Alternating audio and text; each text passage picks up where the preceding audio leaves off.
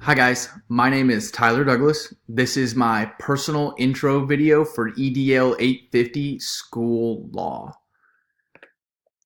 To start off, a little bit of background about myself, my typical background that I've shared over the course of these classes for the past 3 semesters. I'm working towards completing my master's degree this semester. This is my last semester, including school law. All I have is my instructional technology practicum and school diversity, which I'll take the second half of this semester. I completed my undergraduate at Baker University, where my major was mass media with an emphasis in sports media. That kind of becomes relevant as we talk about my critique of my knowledge of school law. I was a collegiate wrestler, and while being a collegiate wrestler, I received one of the highest distinctions outside of competition that was being named a NAIA champion of character. Currently, for my career, I'm a learning content developer for Jet.com. Jet is one of the three main subsidiaries of Walmart.com as it pertains to e-commerce. In fact, typically it goes Walmart e-com, Jet e-com, and then within Jet, you'll find um, Hay Needle, Shoes, Moose Jaw, and then separate from those, but not under the Jet umbrella, include Bonobos, ModCloth, the movie app Voodoo, and so on and so forth. I've had 2 years in this position as a learning content developer, and almost a year and a half of that has been spent in the instructional technology program at Fort Hays State. So I've been able to literally directly apply everything as I learned it. I've spent 4 years with the company, and I started the KS1 training department program initiative by myself 3 years ago now.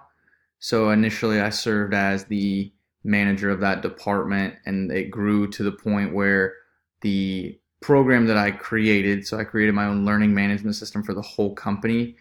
It was taking off to be something that was going to be for the whole company. So my role grew and then became to what it is now. I manage learning materials and courses for the whole entire network, as well as learning processes and curriculum. So that could be anything from a one-page instructional guide to a 55-page document that outlines how to do a process, how to perform an action, all the way up to lead and manager trainings that are multi-week courses, as well as finding innovative ways to apply the material for the associates that are learning it, so that it's not just very plain and very boring. I work solo with a lot of remote meetings, constantly on conference calls, speaking with people across the network, the Jet network. Thankfully, that is less than like 7 different places. So once a week, we have a nice long conference call, and everybody gets to share. So that's real fun, especially just hearing everybody kind of chatting amongst each other, talking over each other for a week. Everybody's experience is different. So, personal, a couple fun facts about me. I am getting married this May 4th. Super excited about that. I cannot wait. And then I also have my own clothing brand. Shameless plug there. www.dougieclothingco.com, DOUGIE.com. That's me. So critical reflection. As I work for an e-commerce company in an educational role, this is a lot different than that of my peers in these classes.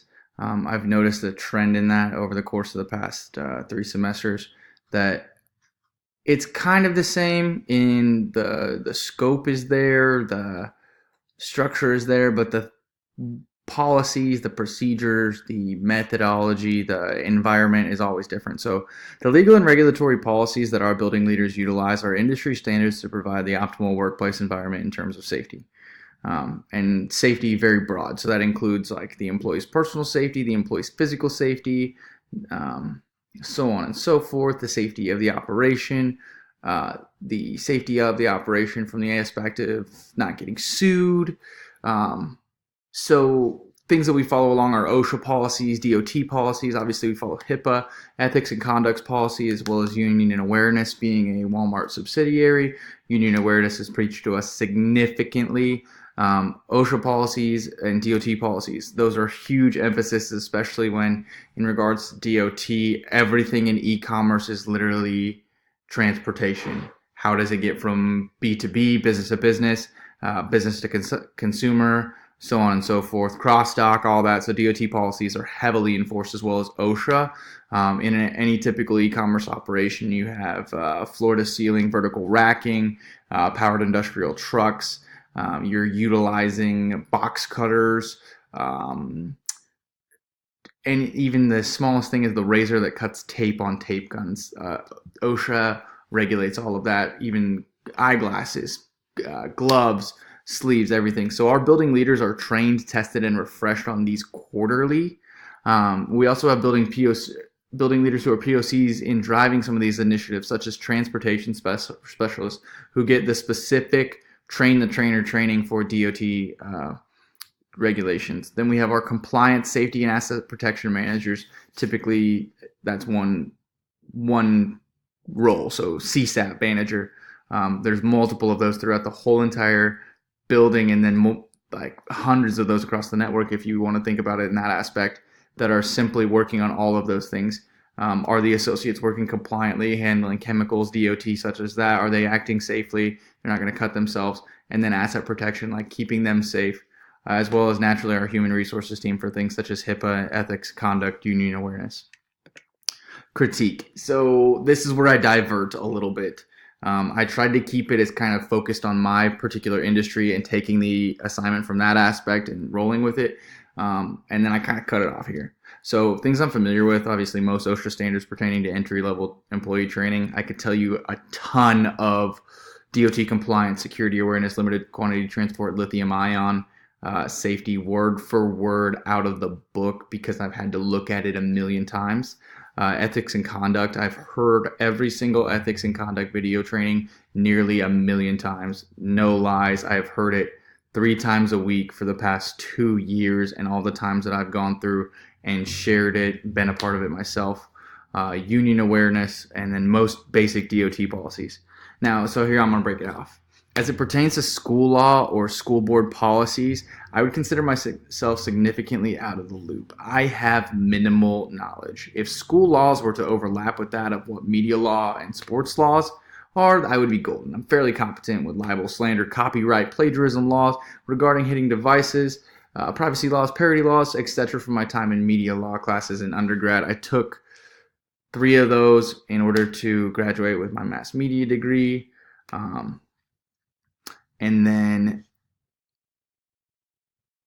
I would say that I'm also familiar with antitrust law, negligence, Title IX, CBA, and tort law for my time in sports law classes in undergrad. I really enjoyed what I got from that. I'm sure there is a significant amount of overlap, but I don't even feel comfortable saying that I would be familiar with school laws at all. Although there is one that I am familiar with, and I think we all can remember it. It is if the teacher didn't show up for 15 minutes after class was scheduled to start, you could leave and there was no penalties. So that's the one that I would say I'm familiar with. My plan of action. So to gain more knowledge on laws and policies, it's my plan. Obviously, take this class and learn as much as I can.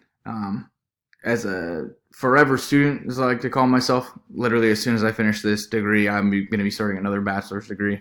I'm going to research anything that I find interesting and dig deep. If you guys are aware of one of the latest Apple updates for screen time on your phone, I spend an average of 13 hours a week of reading and reference, basically looking at different articles as things tie together. So I've been tracking that. Seek out POCs within my organization to understand more of what I'm missing there. A lot of the stuff I said, well, I knew most of it, or the basics of it. I want to spend time learning from our human resources and safety teams as well, to learn about that, because there are a lot more legal and ramifications regarding some of those departments and their focuses, and then I really want to learn from you all and your experiences, because it's almost like living vicariously through you through these classes. So thank you for listening, watching. I think I went over the time limit. Positive I did. But I look forward to working with all of you in this class.